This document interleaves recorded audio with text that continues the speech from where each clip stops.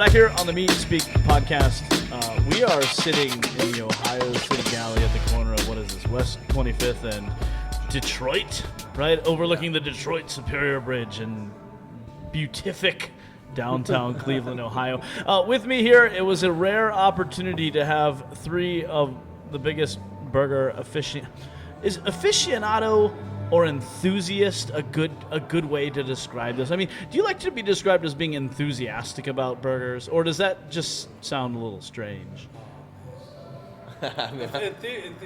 Enthusiast, I feel like I grew into that just recently, but I've always just been like a burger lover. Yeah. I've never been that just like you talk to like some chefs who are just like, oh, burger.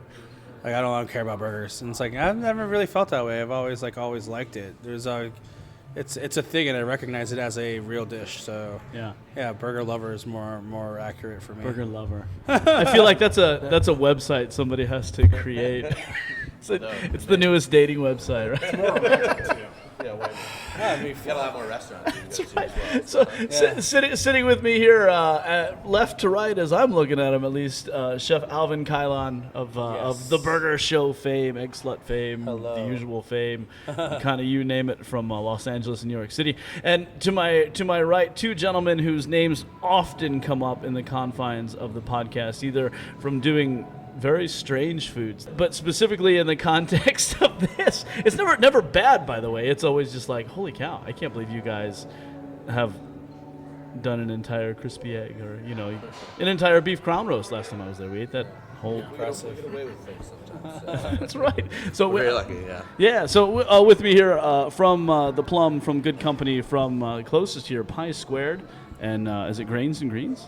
Yes. In the Ohio City Galley, Brett Sawyer, Vince Tomasic. Hey, how's it going? How's it going? And actually walking behind my shoulder, although I don't know if he's coming over, Dave Kokab, right? And then everybody's showing up. Stopping to press the flesh a little bit. Speaking of chefs who shit on burgers, Dave Kokab is the building. Don't we know it? So, guys, I wanted to get you together. Obviously, Alvin with the Burger Show on First We Feast. Man, the dude is just a glossary. Between Alvin and George Motes, our good friend, the filmmaker in New York City, who literally wrote books about hamburgers and roadside stands and things like that. There's such a burger knowledge. And, of course, we went and feasted on your burger at Good Company, the Good Boy, modeled after the Big Boy, right? There's an amalgam of burgers in there, but the Big Boy being kind of the beginning of the double deck. Sorry. The Big Boy being kind of the beginning of the double deck burger. It's where we started for sure. And currently, of all the fast food that we can get out here, it's definitely my favorite fast food burger right now. So, but the three versions, I lean towards the Big Boy, the Ohio Big Boy, or the East Coast Big Boy, right? With their tartar sauce special sauce, as opposed to the West Coast or the Michigan style one. So that's where I come from. Oh, it's damn good. Yeah, thanks. Yeah, you can tell. You can tell. What is it about it? And all three of you guys have a period in your culinary history where you've either done fine dining or high execution dining, whether it was at a white tablecloth place or not. Difficult dishes to things that just anybody can't make. Everybody makes a burger, right? It's sort of like spaghetti. It's sort of like like we just talked a scrambled egg, right? Everybody makes those things. As a consequence, when you're in a place that's doing burgers, like, is it almost like really stepping into the firing line when you're doing something? It's like making pizza, right? Like you're doing here at Pie Storm. Everybody has an idea of what this is supposed to taste like. You're not telling them this is what it is. They're coming with their preconceived notions. Is that more difficult to stomach, especially when you make something that you're so proud of, and then somebody just they take it by and they're like, yeah, it's okay. Yeah, I mean, I personally think so. I mean, it's you have to come at it from a completely different view. And when you're making things like pork tartare and stuff that people have never really tried before, you can kind of they don't have that benchmark. Yeah, you dictate that whole situation. Yeah, but when you're making a burger, something that somebody has been eating since they were 6 years old or whatever, whenever you had your first burger, you're competing with literally like decades of of like influence from other places and other things. So like, you know, I think we said, you know, in the beginning, like a lot of people shoot to be the best at something, but like I think that's nearly impossible in the burger game or pizza or anything. So, you know, our goal isn't to be the best, but it's to be your favorite. Like, you know, we want to be the thing that like you go, all right, maybe it's not the first time I had it, but it's so good I want to come back for it. Yeah. It's like that scene in Ratatouille where like the critic eats that Ratatouille dish, and he like thinks about when he was a kid and just smacks him in the face. That's what we have to compete with every single day doing burgers. Yeah. Because we have to like make that dish resonate to that one person. And if you can, mission accomplished. And if not, then it's like maybe someone else will do it for you. But you know, we tried. You know, that's it. It's like you love it or you hate it. But we definitely, I think when you come from like a chef background and you make a burger, it's definitely not just like something simple. It's something that you compose. You know. Yeah.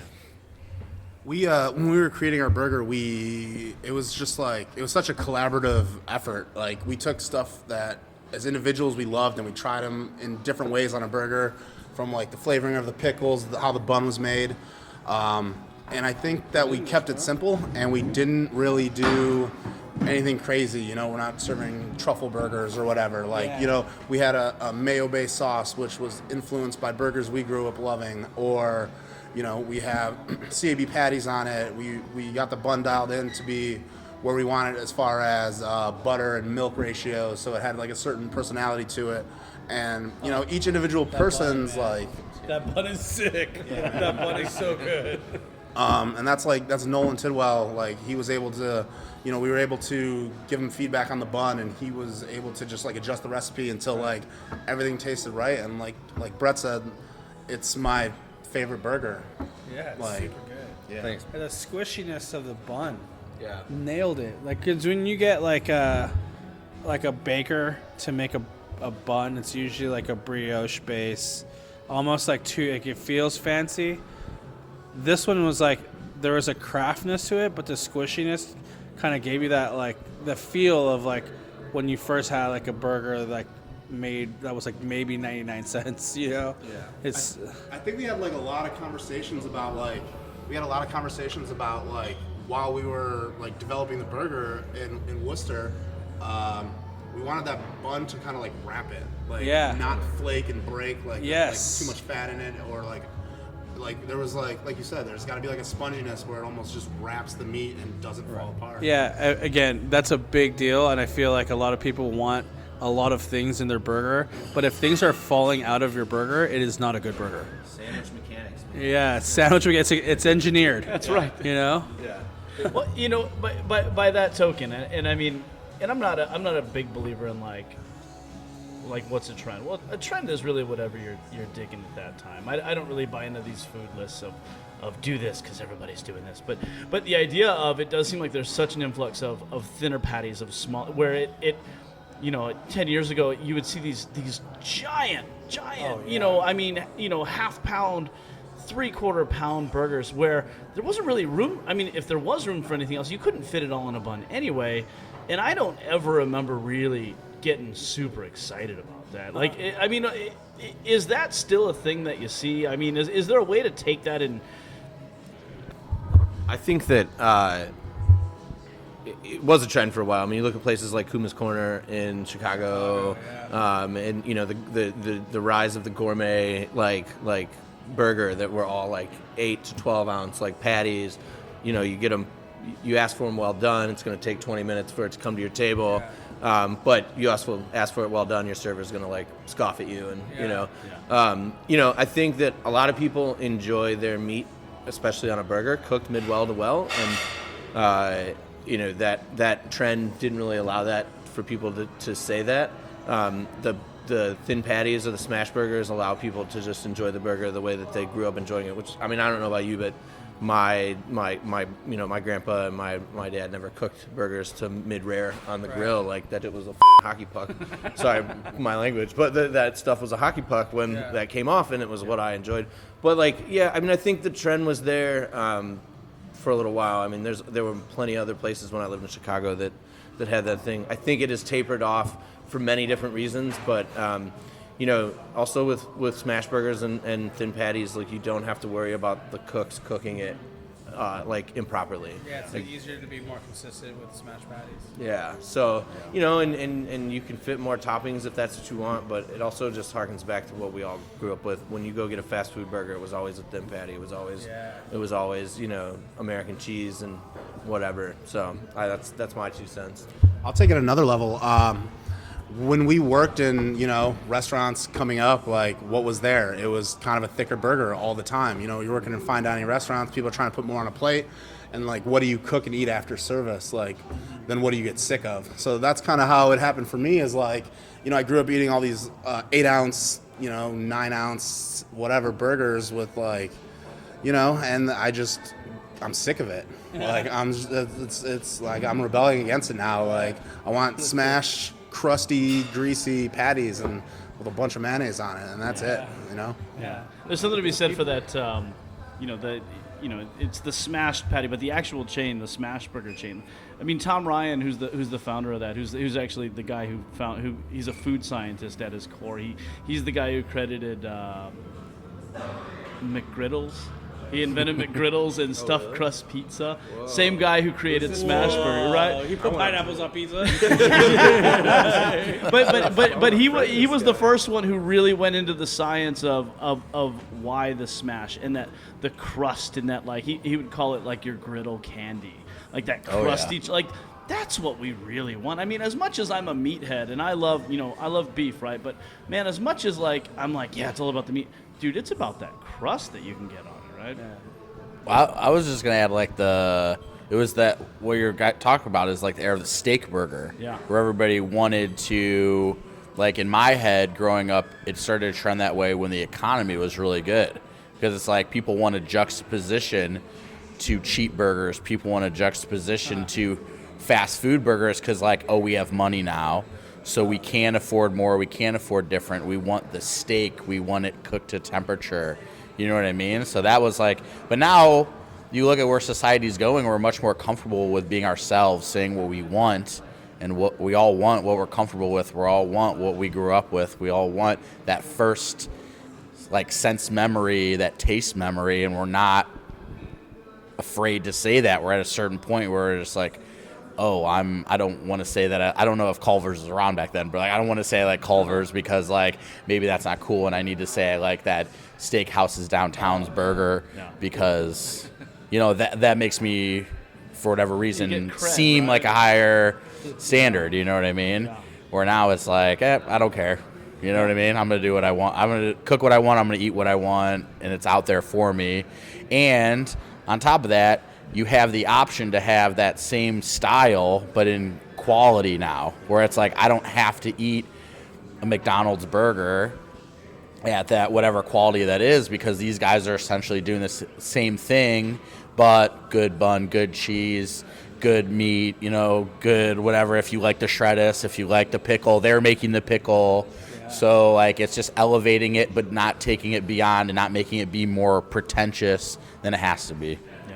In my head. Yeah, well, and along those lines, Alvin, when you talk about those taste memories, man, one of the things that's not on your business card but probably should be, you are the international ambassador of In-N-Out. At least in my world, man. It's kind of crazy. It's actually grown out of hand now that when I go to In-N-Out, the people that work there, they recognize me because, if you're working there, you're Googling it, you're YouTubing it, and I pop up. And then when I go there, they're like, because it's like, who's this guy making me put the chopped chilies on everything, and the cooked onions on everything, because all the workers are like, listen, we had it down, and then this guy with I just f***ed it up for everyone. I'm sorry. Everybody I'm across sorry. the board. Oh, you got to get it the different way, and sure, that's available, but that was like few and far between. Now, probably 50-50. I repost on Instagram all the time, like, oh, just ordered it this way. Those like you've seen in the kitchen there. It's so much. There's like 10 people. It's stealth. It's stealth. And that's how they're efficient. And I threw a brick in that. I threw a brick in that. Twig of the wheel. You know what I mean? But yeah, I just recently went to an In-N-Out by UCLA, and I walk up and the guy goes, "Holy man, you're Alvin Kailan," and I'm like, yeah, and he's like, dude, like, thank you, like, like, I work here at In-N-Out, and we love you guys, and I was like, this is cool. He's like, yeah, but like that whole chopped chili thing, everyone's ordering it, and I'm like, I'm sorry. I'm sorry. Like, but yeah, man, I'm an advocate of In-N-Out. Like, I will never say it's the best burger in the world, but it is that nostalgic feel to me. Like, I always have to have this argument with people who, like every region I go to, it's like either Whataburger or Culver's or Burgerville or, White Castle, and they compare it to In-N-Out. It's like, dude, we're all arguing about the same thing, which is, this is a burger of our youth. This is a burger that I took my first date on. This is, you know what I mean? Like, it's not about being the best burger. It's like what that burger meant to you. And it's like that whole argument about like In-N-Out better than anyone else. It's like, it's not, it's not. And I'll be the first one to say it. You haven't always been the first. No, because I've come full circle. I've come full circle. Like I've had great burgers around this country, and like, yours being one of the top. This is definitely the top for this year. It's still new in the year, but it's definitely the top of the year. But like, dude, like I was saying, like last year I had a burger in Jacksboro, Texas. It blew my mind. And then it's like, now I for sure can say that the In-N-Out's not the best burger I've ever had. But I took a lot of like self reflecting and saying, hey, maybe I do like In-N-Out because this is like where I had my first kiss, or you know what I mean? Like, so, and we all have that feeling. And just to touch on like the big fat like patties and like the steakhouse stuff, it's like, spoiler alert, like the reason why that's on the menu is because it's free money. Like we're taking trim from amazing steaks and we're putting it on the menu, and it costs us nothing, and we're charging you $30 for it. So, like when you order that thick patty at a steakhouse, you might as well just get a steak. I'm just that's the truth. A lot of times it's market driven. A lot of times where, let's say this. Like, you're not as familiar with Cleveland, right? Yeah. But if a new restaurant opens, it's less now, but for a long time, if a restaurant opened, you didn't have a burger on the menu, a decent percentage, enough people came in and had a problem with it for you to, like, not lose sleep over it, but be annoyed and, like, feel the urge or feel the push, like, maybe we have to put the burger on the menu because people keep coming in asking. We definitely dealt with that at Plum when we opened. Like, in the first three years at Plum, like, it was very much like, oh, why don't you guys just put a burger on the menu? Because you can go across the street to B&G and get a really good burger whenever you want. Like, it's not, we just wasn't what we were doing. And like, since then we put a burger on for like 2 weeks. We called it our steakhouse burger, but it was 2 thin patties. But it had like blue cheese and a house-made pretzel bun. Like, we were just like having fun. Yeah. Like, It's fancy. But, yeah, it was a fancy like smash burger essentially. Now, one of the things that you guys did do at the Plum, and again, going back to the idea of the burger of nostalgia, and it wasn't on a burger, but you had a sort of an imitation Galley Boy sauce, right? From Swenson's, right? I mean, which if you're from Northeast Ohio, man, Swenson's. That's my say what you will. It is the gold standard of reminiscent burgers. Them brown sugar burgers, baby. That's right. Yeah. We did, yeah. We had catfish nuggets that we modeled after the Galley Boy. So good. Which just meant we put brown sugar in the breadcrumb in the coating, and then we made like the Galley Boy sauce, which, to my knowledge, and I might be wrong about this, is just tartar sauce mixed with barbecue sauce. Yeah. Okay. That's like very the word complex. on the street, but like they don't ever give up the real. Yeah. But it's supposedly they have tartar sauce on one half and barbecue sauce in the other, and that's the Galley Boy sauce. And that's it. So that was the dipping sauce for the catfish nuggets. Yo, those nuggets were sweet. Thanks. They took them off, and then they did what you do like a year ago or a year and a half ago. did You did your anniversary, and they were gonna have the nuggets, and I asked to get out of work early just so I'd make it. I texted him so many times. I was like, Dad, make sure you have an order of catfish nuggets for me. He's like, I got you. Yeah, dude. They'll come back eventually. One of our other other things. But- So what are just as we're looking at time starting to wane on where we're headed with this, aside from the ones that we've already talked about, like what are some of your favorite burgers that you guys have had around the country? And what are, because I can rattle off 20 burgers that like I step over my own grandmother for. No offense. Wow. Sorry, Grandma, but Yeah. they're delicious, right? Yeah. Yeah. Let me start. I will go first only because it's basic. Osterwald burger at Osterwald. I'll just go like everybody says it. I didn't believe it. I don't go out and order burgers that often, so it really has to be like a drive-in counter service for me to probably get one. because I don't like the steak burger like we talked about. But I waited probably like 45 minutes to get a single bar seat at Osterwald just so I could try it. And a lot of times, like we were used to run into the Egg Slut, people get mad at us that there's an hour wait, right? But we did not create the line. We didn't ask for the line. We're just putting up humble food. Even though I was building it up in my head that 45 minutes and the years before that I wanted to eat it, it did deliver. It was, I wouldn't say it's mind-blowing, Did you have but I bacon said, and egg? this is bacon, not egg. But I said, this is what everybody's talking about. This is legit. And I had what they opened, like the little cheval or whatever, small cheval. That was fine. Maybe because the ambiance wasn't there. Maybe because like the exclusivity that had previously been alive wasn't there, that it didn't taste the same. But yeah, that Al Cheval burger is legit. And see, my favorite Al Cheval, because every Al Cheval restaurant, or that's owned by Hogsalt, who owns Al Cheval, every restaurant, regardless of concept, has that burger on the menu. But my favorite one is the one, if you're in Chicago, go to the Small Cheval on Wells. It's the one with the Christmas lights overhead. If you've seen the Chef's Table on Netflix with Grant Achatz, it's the opening scene. It's like he's there with his kids dining. That to me is the best rendition I've had of that Al Cheval burger. It's phenomenal. Oh, I was just say, I definitely, like, when I lived in Chicago, when Osterwald first opened and that burger was on the menu, and, like, everybody was raving about it, like, I didn't quite get it because it was a burger. We went, and the first time I had it, I was like, oh, you can, like, do thin patties? Like, that's okay? Like, it was definitely the first time where I was like, oh, you can, like, take that and, like, you know, the fast food burger and, like, fancify it a little, and it's dope. It was dope. And like, have it was basic definitely cheese and have yeah. basic bun. Yeah. But it's But it done was by like- people that are doing it right. right. And the execution, the devil's in the details. Yeah, you know? exactly. It was just they paid so close attention to the small details of something that was so simple that it made it extra special. So yeah. Oh man. Well, you've been everywhere to eat burgers. You Well, gotta- Al Cheval is good, but in Chicago, I think I like the Loyalist burger better. Oh yeah, that is a good burger. That one was damn good, but it's not. It's a little bit more fancy. I just recently went to Charlotte, North Carolina, and there's this place called Ace Number 3, and their burger was fantastic. You know, it's a classic burger, smash. They had the comeback sauce on there, but it, you could tell it's like in a neighborhood that's like turning. And it's run by like the neighborhood pretty much. Like even when you're in the parking lot, they have a neighborhood guy going, "Hey, come back up, come over here," and the experience was awesome. So, like, that was a really good burger that stood out for me last year. And then the other night, you knocked me on my ass with the Good Company burger. I mean, wow. It was really impressive to see, like, a burger that's made entirely in-house.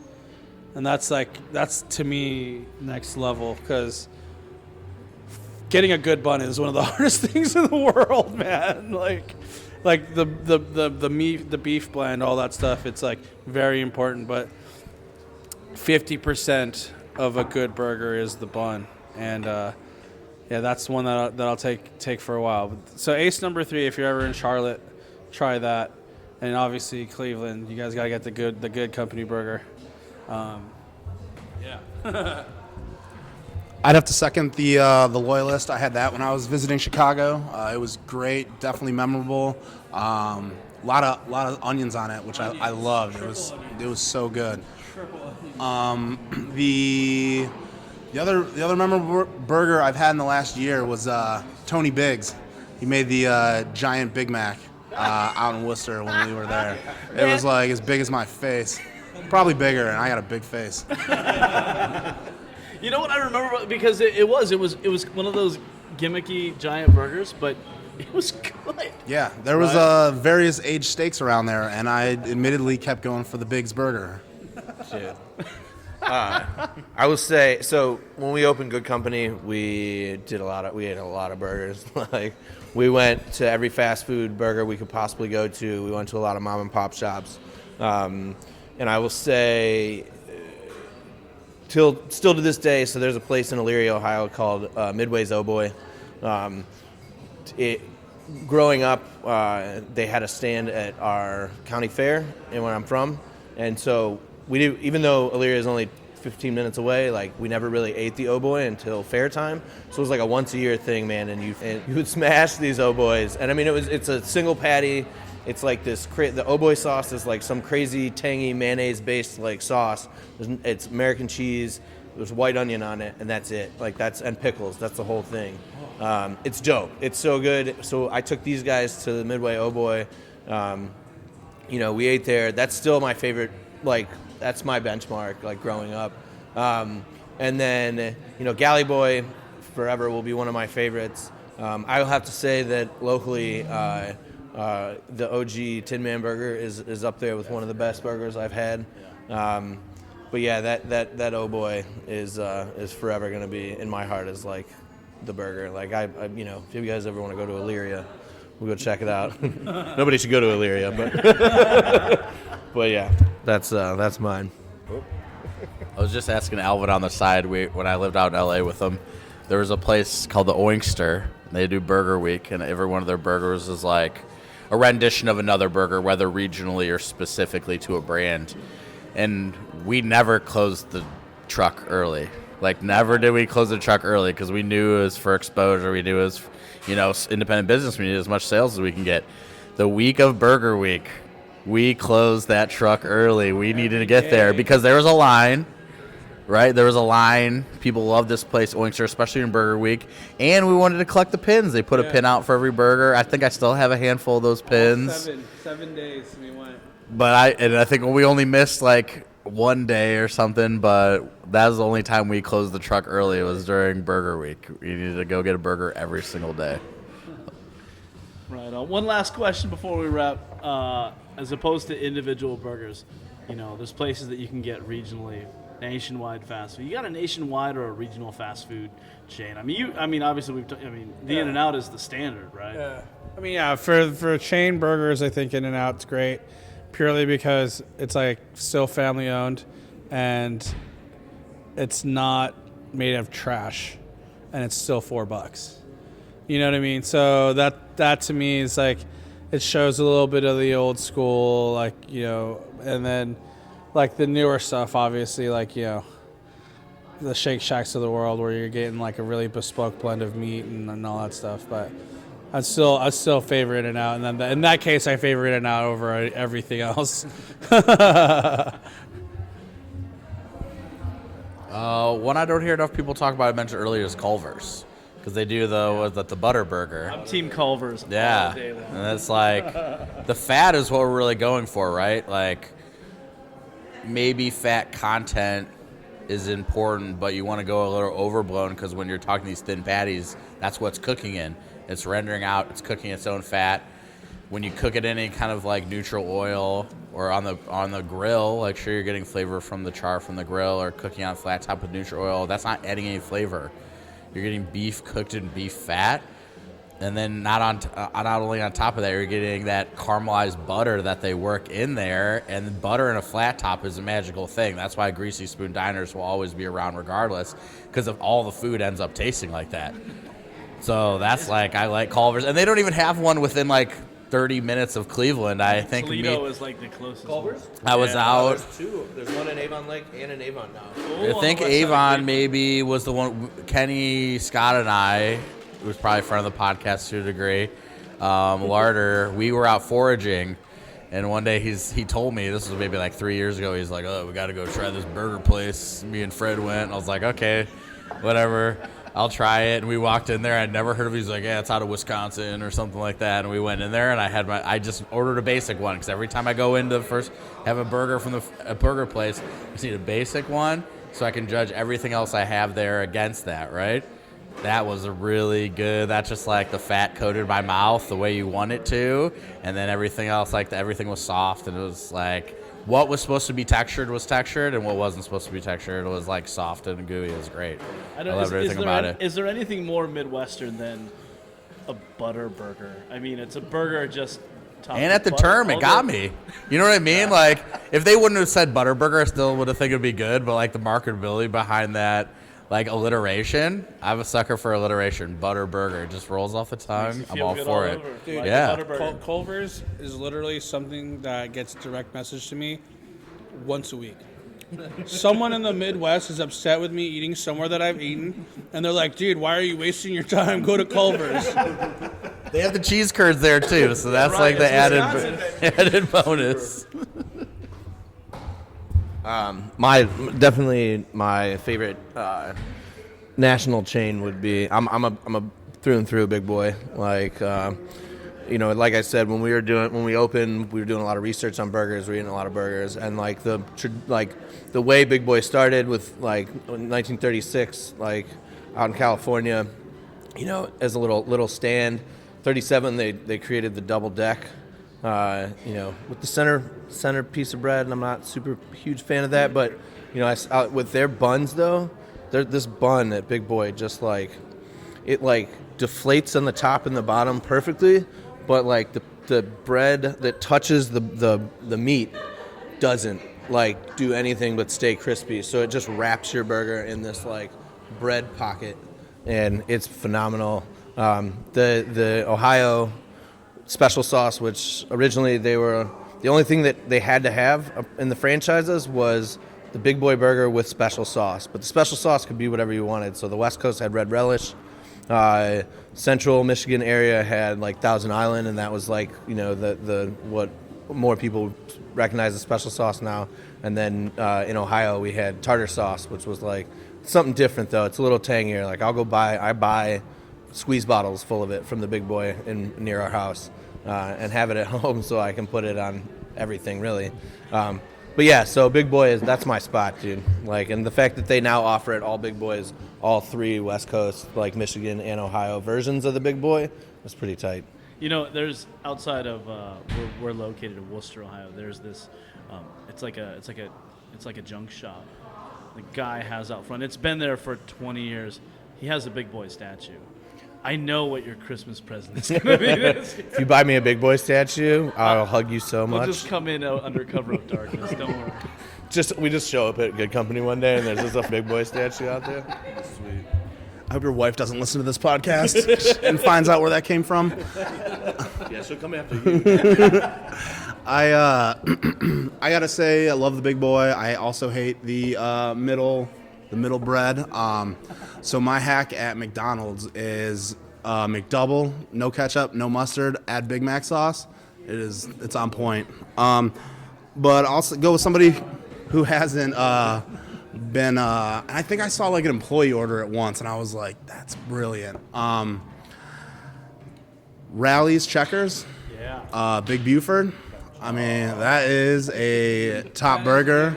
Yeah, man. Those onions are always crisp. The lettuce, like, it's the same every single time. And, I definitely got to give Rally some credit there. That's right. There's a Rally's over on Carnegie. It's right between McDonald's and Burger King. And the line, it's like, even if you're in your car, it's like 25 minutes to get it. Which, by the time you get to the front window, it's like, you're so annoyed. But then you eat it, and it's like, okay. It's so good. It was so good. Excellent. Gentlemen, on that, we have pizza from Pie Squared sitting in front of us. So we are going to put a wrap on this. Alvin Kylon, Dave Kokab, Brett Sawyer, Vince Tomasic, and off in the distance also devouring a delicious piece of brisket pie, Anthony Kylon. We appreciate you guys for joining us here on the Meat Speak podcast, powered by the Certified Angus Beef brand. Thank you all.